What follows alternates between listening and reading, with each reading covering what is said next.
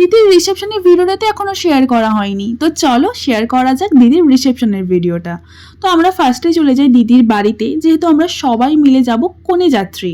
কিন্তু তখনও দেখি সবাই রেডি হচ্ছিল, এবং আমরা যেহেতু রেডি হয়ে এসেছিলাম তাই আমরা তাড়াহুড়ো করে গাড়িতে উঠে যাই এবং দেখি মনে তো কিছুক্ষণ ঘুমিয়েই পড়েছে ওখানে। আর ভিতরে ঢুকতেই দেখি জায়গাটা এত সুন্দর করে সাজিয়েছে, আর ভেন্যুটাও ছিল কিন্তু ভীষণ সুন্দর। আর সব থেকে বড় কথা, আমি একই ভেন্যুতে কিন্তু 2 দিন পর পর বিয়ে বাড়ি এসেছি।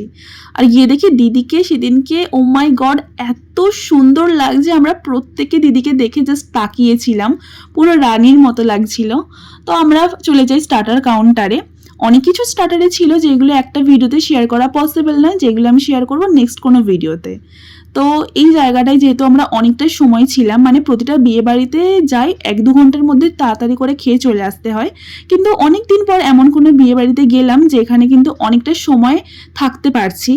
তো আমরা অনেক ফটো ভিডিও তুলে নিই, এই বাজি ফাটাচ্ছিল সেগুলো, সুন্দর সুন্দর যে বাজিগুলো সেগুলো দেখি। এই যে বললাম অনেকক্ষণ ছিলাম, তাই অনেক ফটো ভিডিও তুলে নিই। তারপর এই যে লাইনটা তোমরা দেখতে পাচ্ছ না, এটা কিন্তু অন্য কিছু নয়, এটা হচ্ছে খাওয়ার লাইন। যেহেতু এত লোক হয়েছিল তাই আমরা লাইন দিয়ে খেতে হয়েছিল। তারপর আমরা খাওয়ার ভিডিও করে নিই, মানে আমি খাওয়ার ভিডিও করি বেসিক্যালি। আর এখানে তো জেঠিমা একটু কেঁদে ফেলেছিল, মানে দিদিকে দেখে, স্বাভাবিক, যেটা অত্যন্ত স্বাভাবিক।